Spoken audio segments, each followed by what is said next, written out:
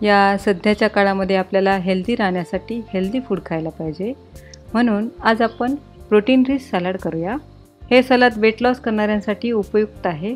ब्रेकफास्टला एक बाउल खाल्ला तरी अगदी पोट भरतं, किंवा लंचमध्ये सलाद म्हणून पण खाऊ शकतो, किंवा संध्याकाळच्या वेळेला स्नॅक्स म्हणून पण खाऊ शकतो।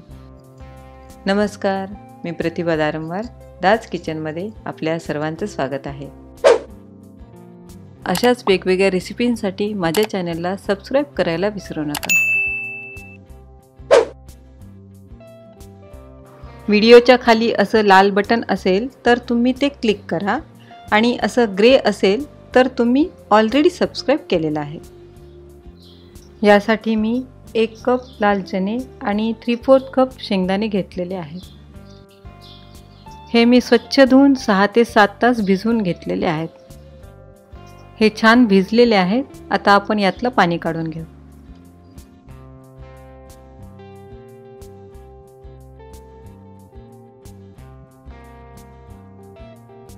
आता हे नरम शिजवून घेऊया।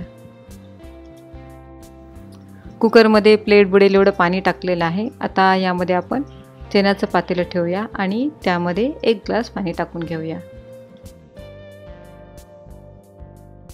यामध्ये आता आपण 1 टीस्पून सेंधव मीठ टाकून घेऊया, म्हणजे चण्यांना छान चव येते। सेंधव मीठ हे हेल्थसाठी खूप छान आहे, त्यामुळे मी हे घातलेलं आहे। तुम्ही साधं मीठ पण टाकू शकता।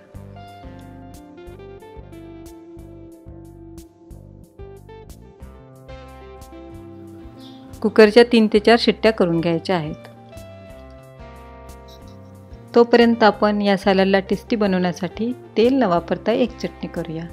पॅन गरम झालेला आहे। यामध्ये 4 ते 5 लसणाचे तुकडे टाकून थोडंसं परतवून घेऊया।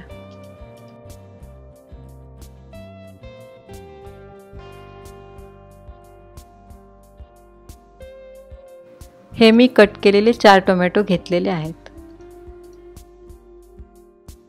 यामध्ये आता अर्धा टीस्पून काळी मिरी पावडर, अर्धा टीस्पून जिरा पावडर आणि चवीप्रमाणे सेंधव मीठ टाकून मिक्स करून घेऊया।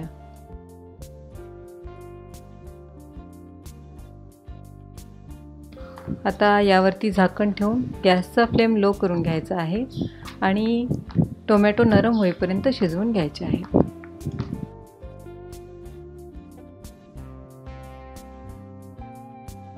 टोमॅटो छान नरम झालेले आहेत। आता हे आपण थंड करून मिक्सरमधून काढून घेऊया।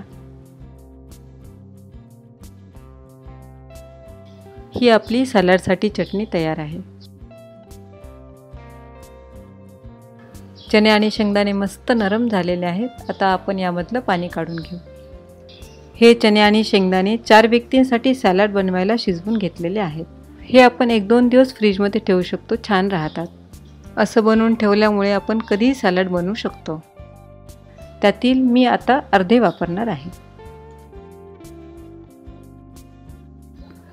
यामध्ये अर्धा कप बारीक चिरलेली काकडी, अर्धा कप बारीक चिरलेला टोमॅटो, अर्धा कप बारीक तुकडे केलेला पनीर, अर्धा टीस्पून ड्राय रोस्टेड जिरा पावडर आणि चवीप्रमाणे सेंधव मीठ। मीठ यामध्ये कमीच घालायचं आहे, कारण चटणीमध्ये आणि चण्यामध्ये अगोदर मीठ घातलेलं आहे। आता यामध्ये आपण बनवलेली 2 टीस्पून चटणी आणि थोडासा बारीक चिरलेला कांदा टाकून व्यवस्थित मिक्स करून घेऊ।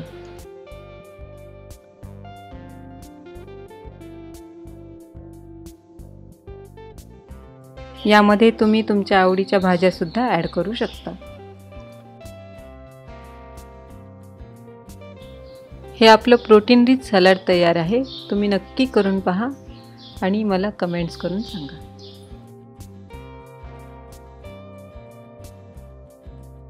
तुम्हाला ही रेसिपी आवडली असल्यास लाईक करा, शेअर करा आणि सबस्क्राईब करायला विसरू नका।